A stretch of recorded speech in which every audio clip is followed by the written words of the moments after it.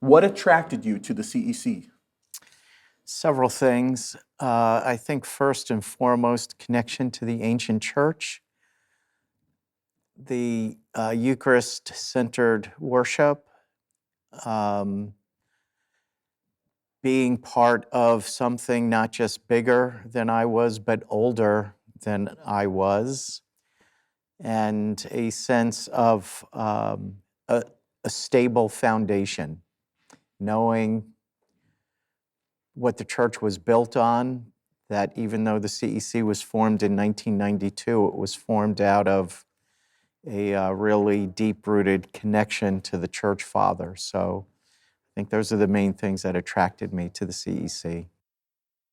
Well, actually, I had been a pastor, or at least in church work, for 25 years. And after 25 years, being fairly successful in the circles I was in, I thought surely there has to be something more than what we're experiencing. We had a great service where I was. We had great worship.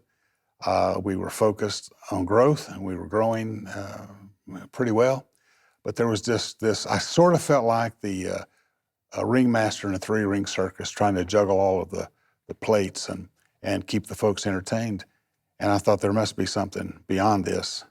And I was actually sitting in church one day, and the thought occurred to me that if the Holy Spirit never showed up, that we would know it, because we always had a great time in services, and if he didn't show up, we probably would still have a great time. That was a disturbing thought for me, but I recognized it as being true. And then sometime later, another thought came to me on a Sunday morning, and it was, if one of the apostles were to show up for church, would they recognize our church as something they were familiar with? And I thought, well, of course they would, but the longer time went on, the more that disturbed me. And so I really went for a look for the church in the scriptures, which wasn't terribly helpful, because while you find the theology and the history of the early church, you don't really see very much about how the church is organized and how it functions, except embryonically. And I shared this with a friend of mine who was a Lutheran pastor, and he said, well, to find out how the church was actually organized, set up, and how it functioned, you have to go to the next generation. And I said, and that would be who? He said, it would be the early church fathers. In the tradition I was in, those people were not emphasized at all. In fact, they weren't mentioned at all, except maybe at some level in seminaries, but they weren't a part of our regular pastoral or theological education. That got me looking and searching for what might be the church. I read a book called Evangelicals on the Canterbury Trail, and that sparked my interest. And I looked around and didn't find anything that I thought was anywhere close to what I was used to. I was already an evangelical. I was a charismatic. I had been in my younger days in a liturgical church, but it was a pretty dead experience. And so I was not someone that thought that liturgy was something that was necessary or even beneficial. And one day I was reading a magazine, and there was an article in there about something called the Charismatic Episcopal Church.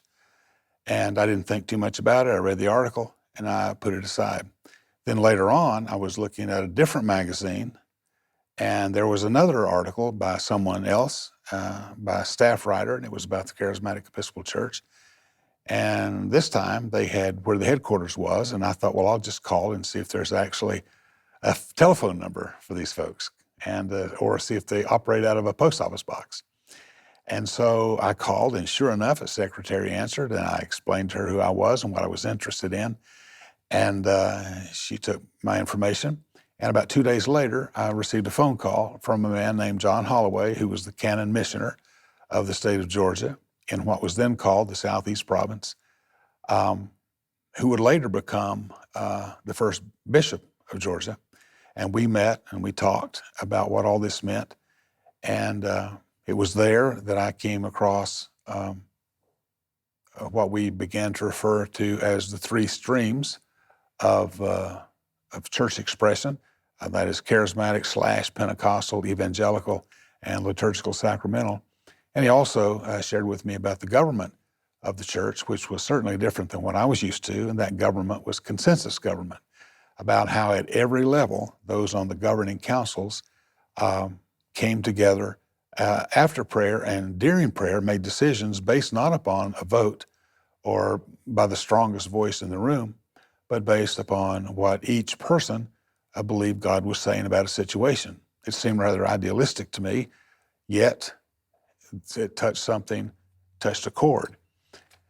A few months after that, I made a visit to Jacksonville, Florida, and attended my first service at the Church of the Messiah on Arlington Expressway, because I couldn't see how those three components of those three streams could blend.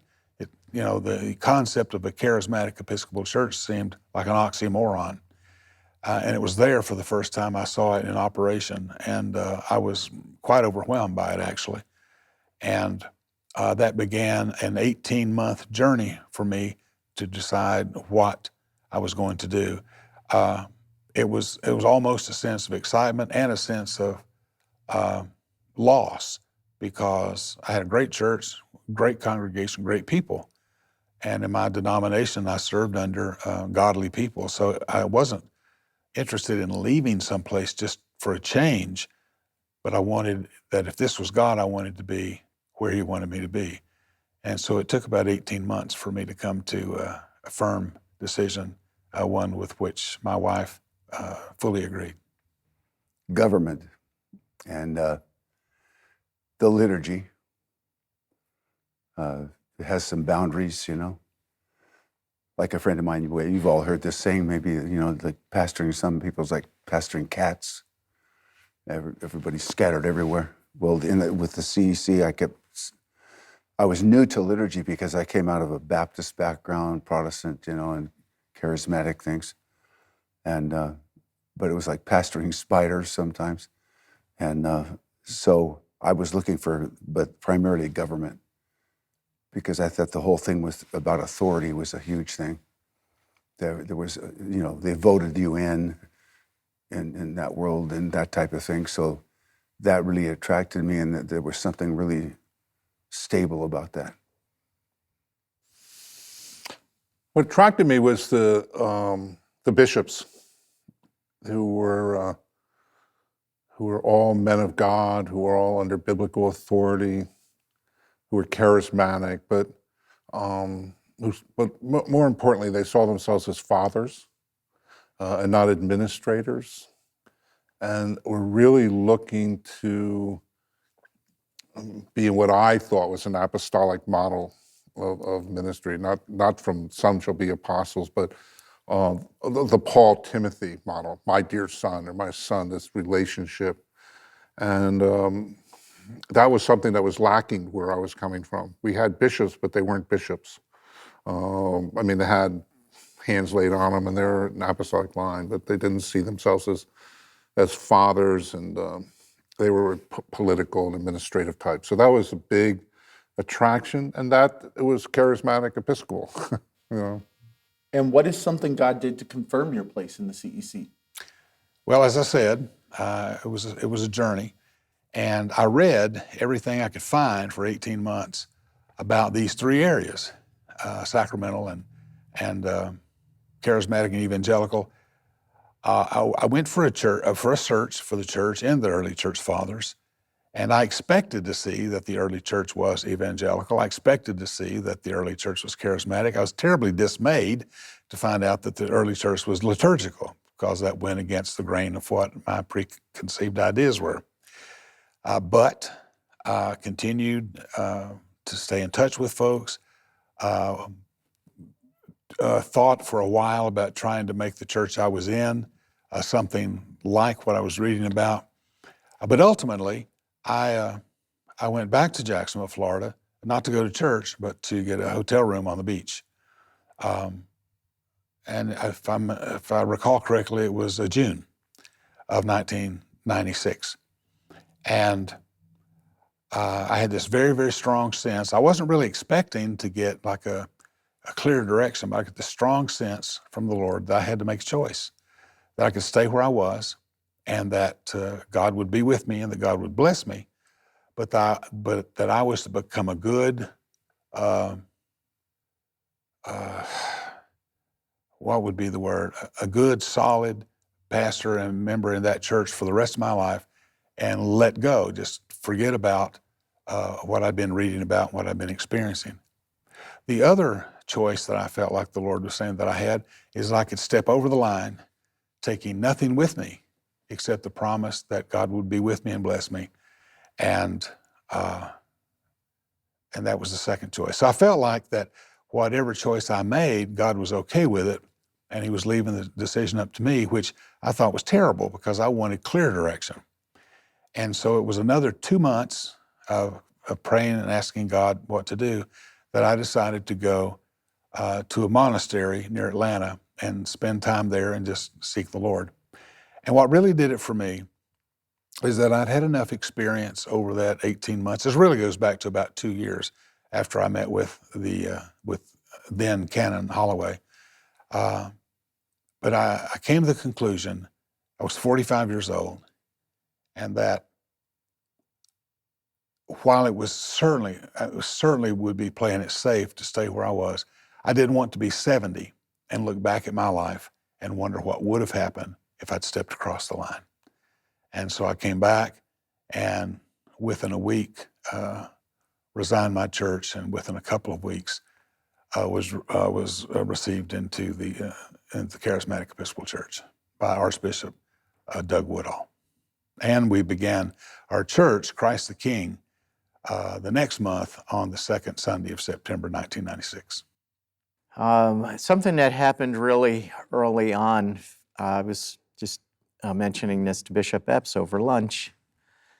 I was in the process of coming into the CEC from mid-year of 2001.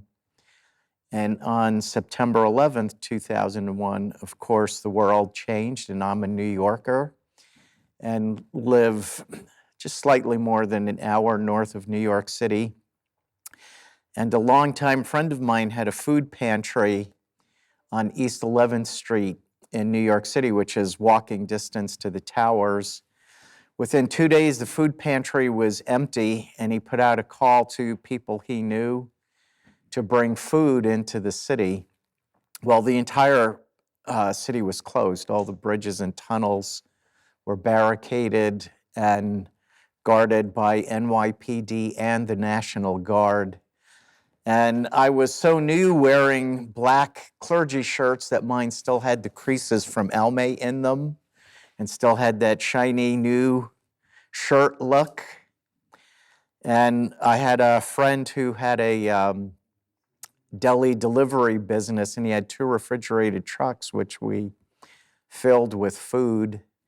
And we got to the Lincoln Tunnel on the New Jersey side, and it was barricaded. National Guard was there with machine guns and tactical gear, and they were not allowing trucks through. Now, of course, we had just driven there in 2 trucks, and I asked to speak to the person in charge, the command officer, and I simply told him, I'm going to a food pantry here as a representative of Christian people, and we need to get through that tunnel and deliver this food.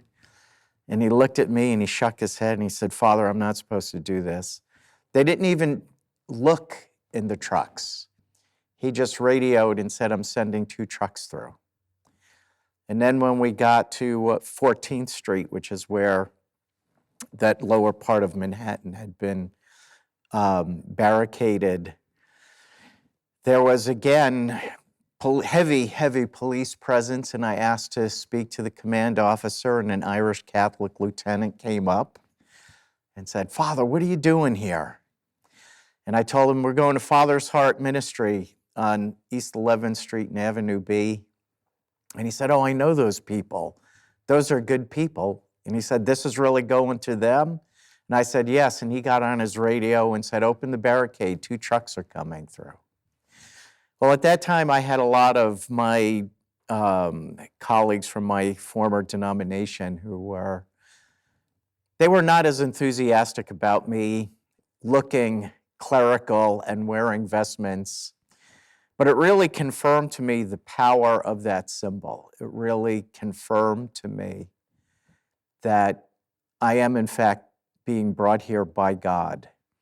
And it was a life-changing moment because they didn't know me. They didn't know whether I was a legit pastor or not, but the power of the symbol spoke to them.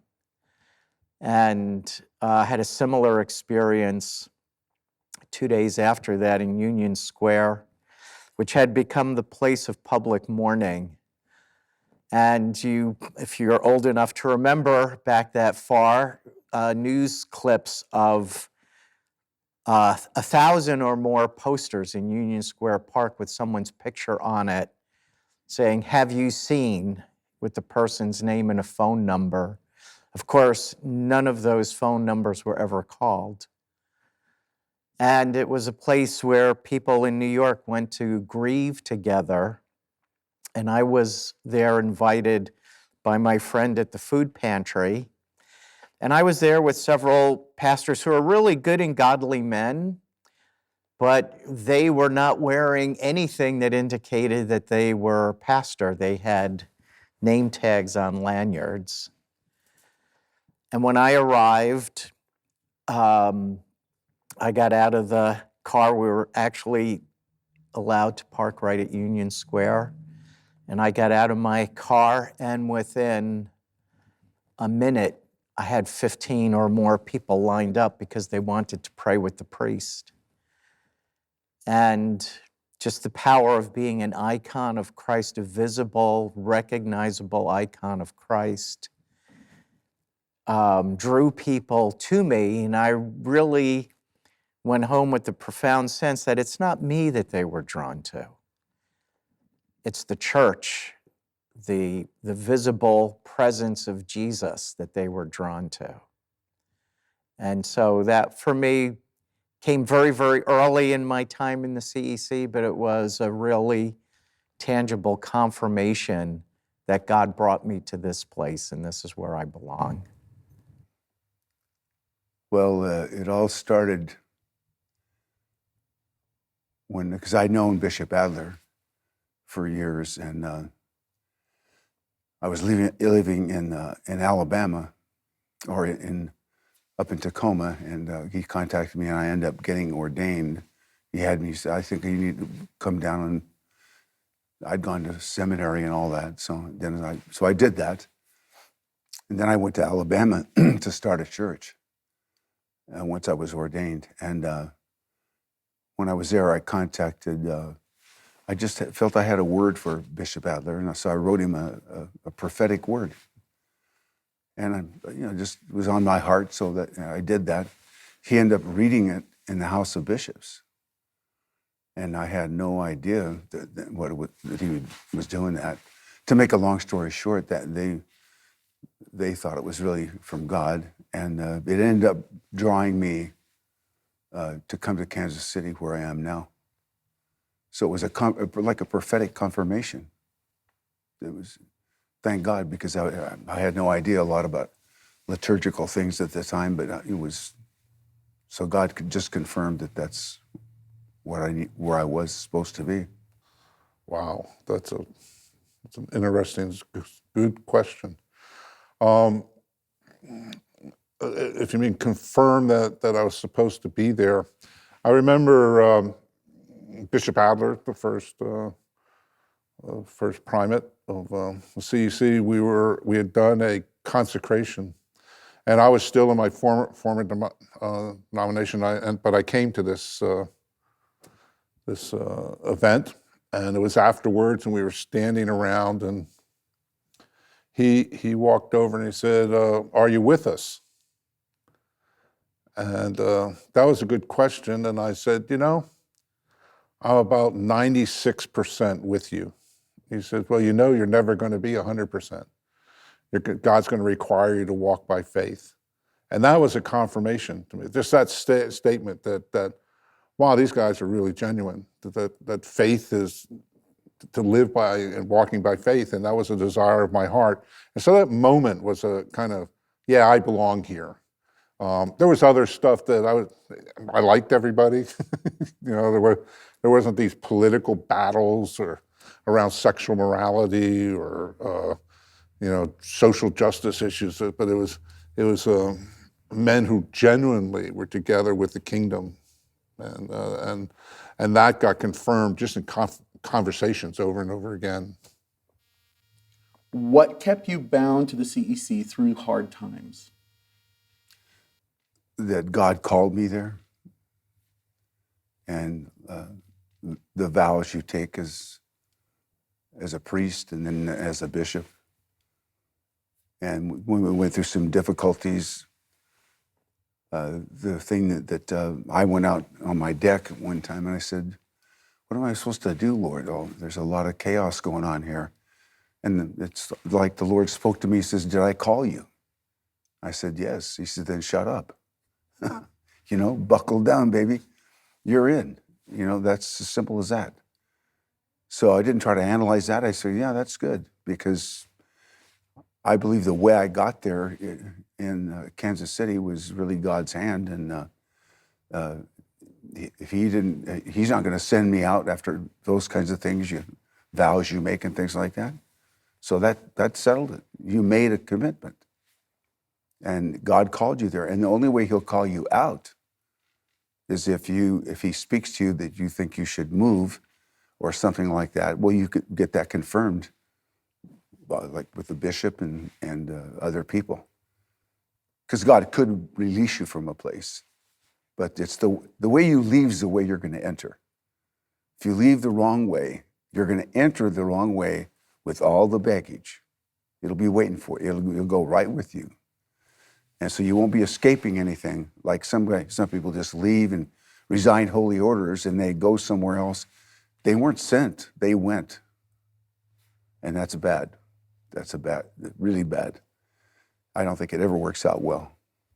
It's like a marriage. You think, oh, the grass is greener on the other side, right? So you get divorced. You left the wrong way. Now, some people can't help it. I mean, it just happens. But when you are complicit in it, and you could try to fight for your marriage and you don't, then it can be, we all know those stories. It could be really tough, so.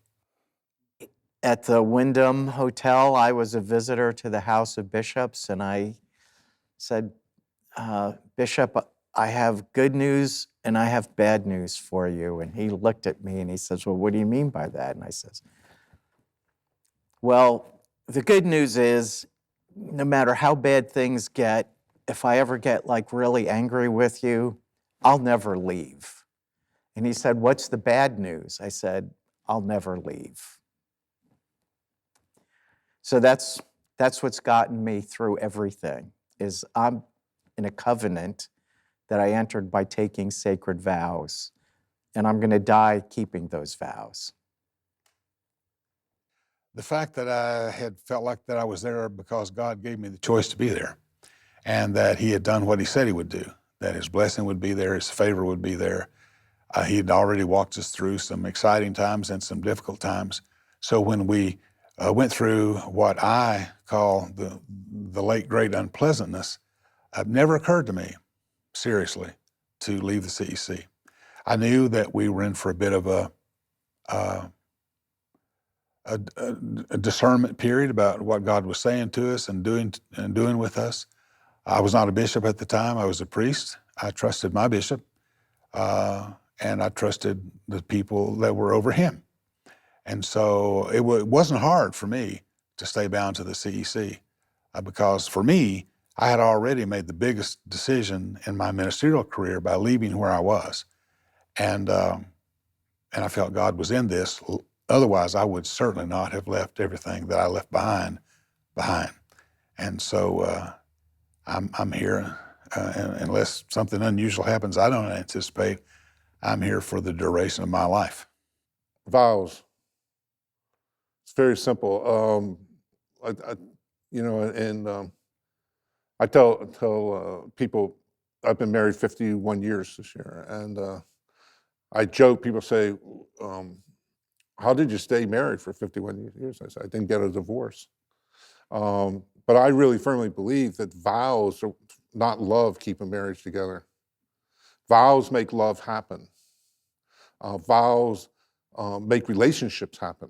In other words, I'm in this with you. I have, a Jonathan David kind of thing where I've made this decision and I'm not leaving. If you say in marriage, for better, for worse, for richer, for poor, whatever that, but the vows, I promise to do this, or I vow to do this.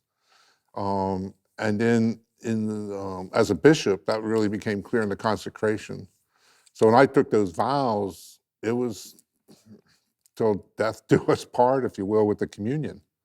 And realizing, anybody who's in a relationship with vows with somebody, that's marriage, I can go off with two have become one flesh, and leaving your father and your mother, and all that's important. But my wife and I are in unity because we're going in the same direction, and that's Jesus.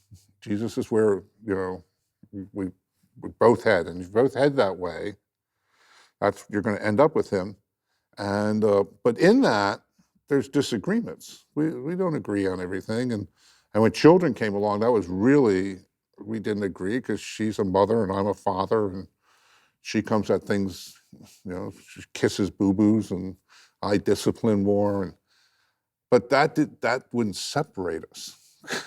No, in fact, it was sometimes in those disagreements that brought us closer together, and my having to learn to hear her. Well, that's true in the church. I have to hear my brothers and sisters. We're having the House of Bishops meeting. I have to hear them. Not that we're going to always agree, but I've heard you, and I understand what God is saying through you, what God is saying through me, and I think the bishops are all committed to that. That's the men that sit around the table with us. They're committed to hear God, and then committed to walk that out together. What is a challenge of the CEC in the early days that we have overcome? I think the challenge of the early days was that there was a lot of different opinions as to where we were headed, what we were going to be about. I think part of the challenge was that our canons or our church laws were somewhat in flux and that needed to be revised. We didn't have a firm catechism. There were some decisions that needed to be made. We didn't really have a reporting system that worked well. I do think that there were some people who had a different idea and a different vision about what the church was to be, and all that had to be sorted out. I wasn't terribly worried about that. I had done some studies earlier in my ministry of a couple of denominations, and I was ready for some kind of upheaval. I expected that there would be decisions that would be made, because if you come together around any issue, whatever that issue is, and you're bringing people from diverse denominations, then they all bring with them their own theology, their own baggage. Some of them bring their own problems, and all that has to be worked out. And so I saw what I now call the great late unpleasantness as a part of that shaking out to help define who we are. I think we're in good shape in many ways. Compared to those early days, we have a good catechism. We have catechism workbooks. We have a good set of canons internationally. We're likely to have a prayer book sometime this year or next year. There's commissions and committees that are working hard. A theological commission has produced some wonderful works, and I think we're on the uptick. I think we've come through a hard time. In 2008, I think the church went through a difficult time financially because of the economic downturn, and I think the last 2 years have been difficult because of the pandemic. But I see, Pharisees and sunny skies ahead. I think the challenge was to begin to formalize some things like the government of the church in terms of how accountability, reporting, being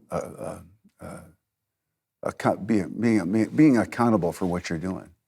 That was one thing, and then the other thing was like getting a catechism done, which we finally did through Bishop Bates's efforts, and the liturgy itself, getting that set, and so we're on a good track for that. But those are the really important things: were the writing down what you believe, your vision, writing a vision.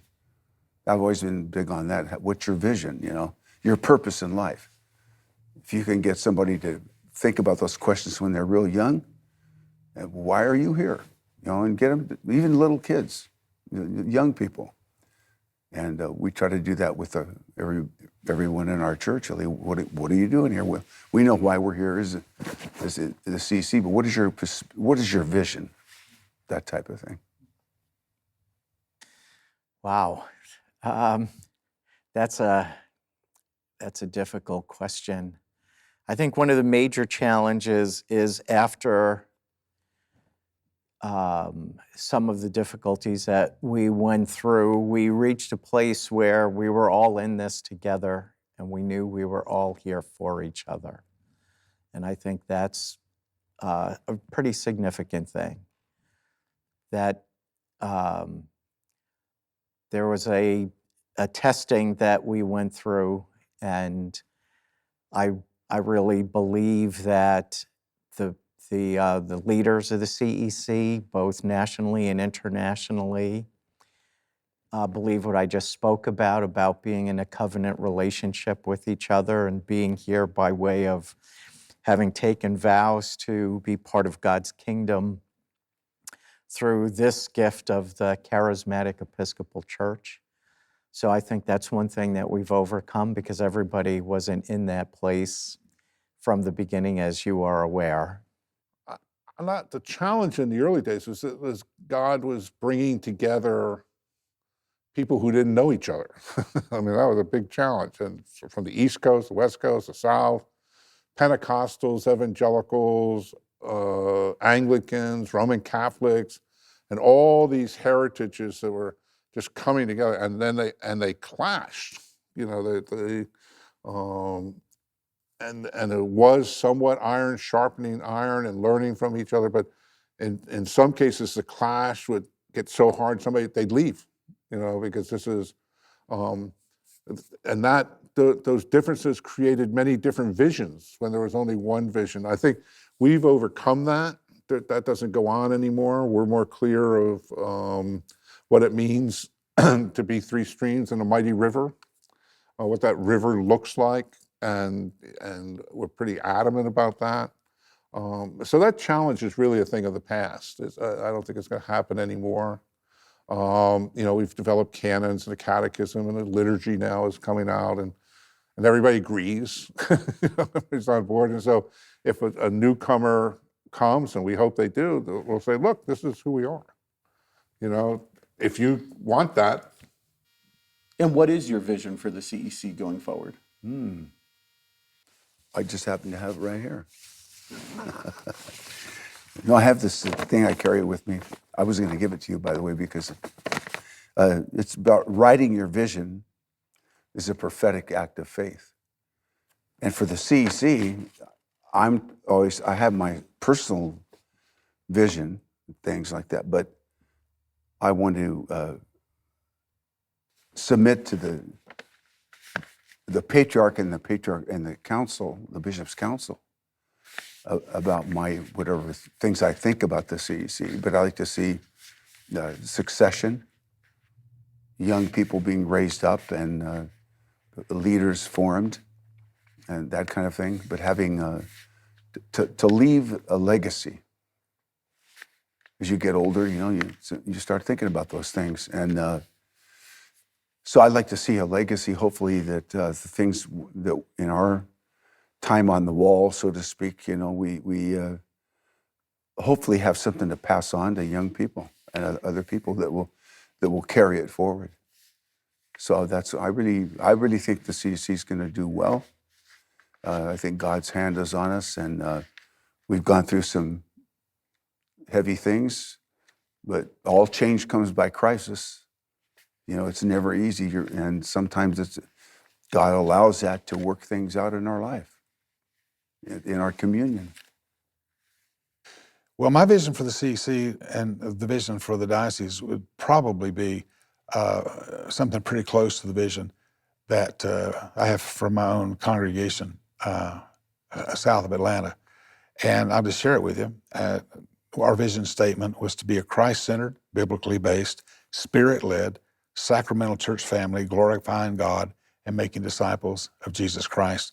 And our mission statement at this church is to share the love of Jesus Christ with all people through prayer, worship, teaching, fellowship, and service. And I think that if all of our churches in this diocese are able to do that, I would be okay with that. I'd also like to see our churches strengthened. 4,000 churches closed across the United States of different denominations during the 2 years of the pandemic. And here in the Mid-South Diocese, we didn't lose any. And it was a challenging time.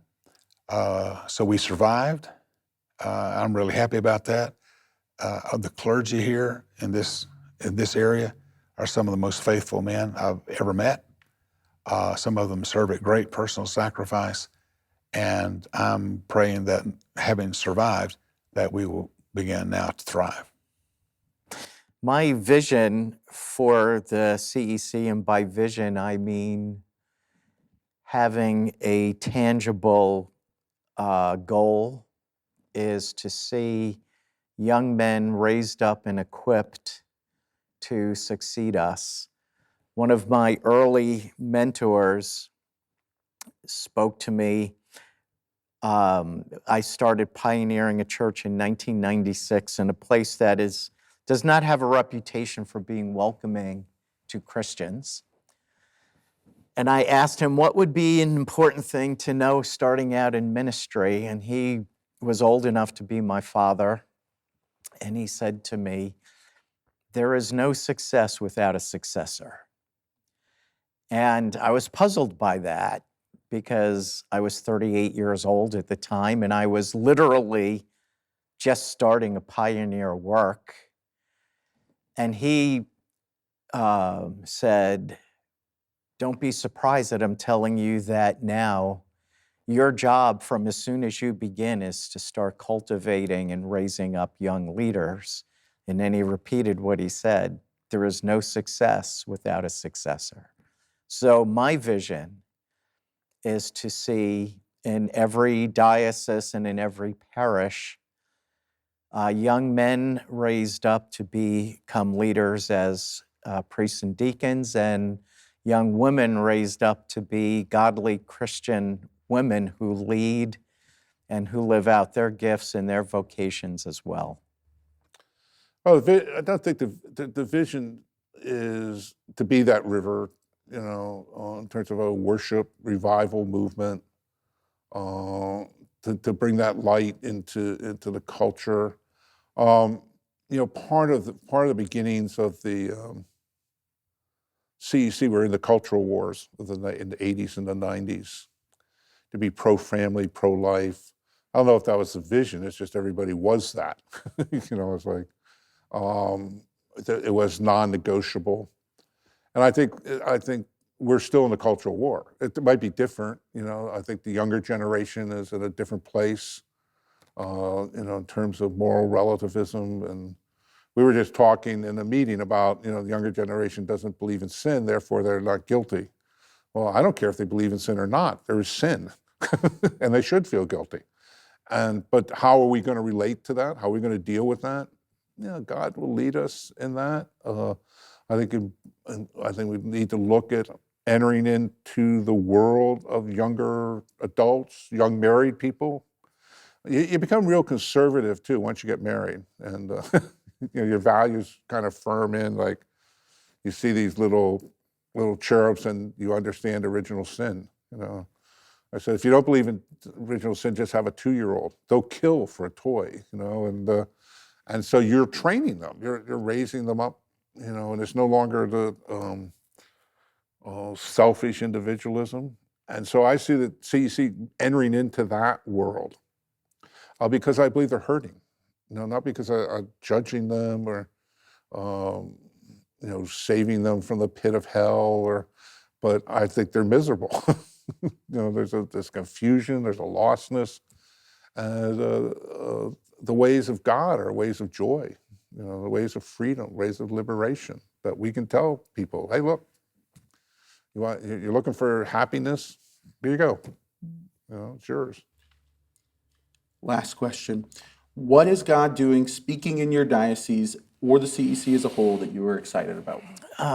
Thing I'm very excited about in my diocese comes from my answer to the last question. My cathedral came through a really difficult year last year for more reasons than just the pandemic and the effect that the pandemic had. But the Holy Spirit nudged me to focus my attention on the young adults in my church who have been in the CEC for a long time. And I have 8 young men and young women who I've gathered together. And I didn't make this up, but I call them the E2s. And the E1s stand for the first echelon. And that means the people who are my age, who are founders and who built something a generation ago. And the E2s are people who grew up as our children. So 2 of the people in this group, I have been their pastor since they were 4 and 5 years old. And my intent is to see them equipped for the work of the ministry. And I've been meeting with them, and I've empowered them, and I've asked them to begin meeting on their own without me. And I asked them to help me put together a strategic plan for the cathedral. That has been extremely fruitful, and I am right now in the process of scaling that up and forming an E2 second echelon group for the Diocese of the Northeast.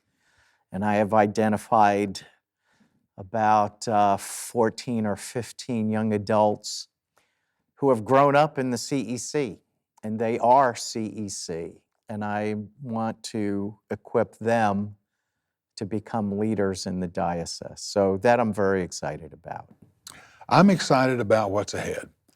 I'm excited that we have seen some people who were discouraged in their ministry early on years ago and laid their holy orders down. One was reinstated not too long ago. I'm reinstating another priest at the end of this month. I'm glad to see that our churches are reaching out even during the pandemic. One of the things I'm fairly excited about, which is kind of odd, is that during the pandemic, most ministries and most churches had to cease. And so what we concentrated on were those things which we felt were truly important and had to do. And now, having gone through that, we're evaluating which of those ministries we're going to resurrect and which ones we're going to let just lie dormant. And we think it'll help us to be more focused, to slim down, as it were, and to be just to serve the community better.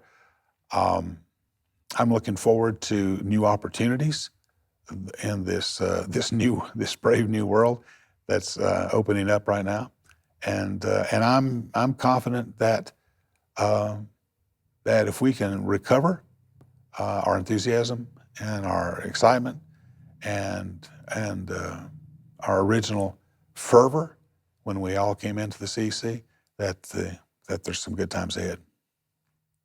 Well, it's exciting that he brought some new people, young men, a deacon who was in San Clemente, and they had to move to Kansas City. So he brought him and another young man up in St. Joseph. So, and they're in their 30s.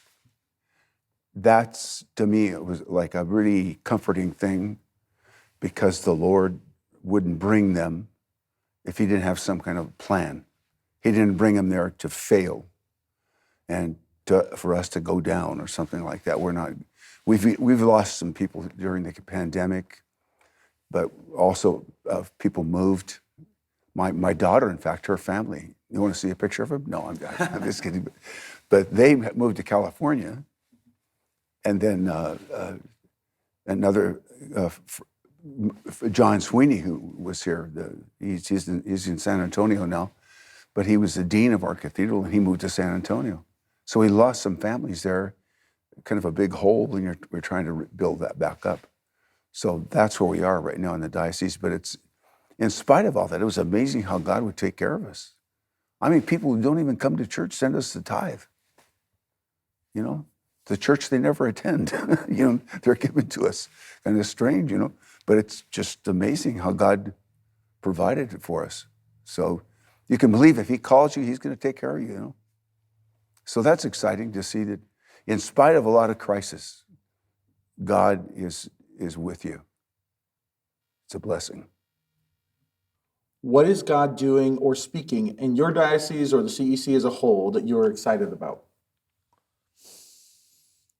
CEC as a whole is God is moving cross-culturally, which is happening more as Americans are understanding that there's a world out there that's not American, and I think are getting beyond being American, you know, by listening to our African brothers and sisters, listening to our Asian brothers and sisters, recognizing, like the rest of the church, Christianity has moved to the Southern Hemisphere as a center.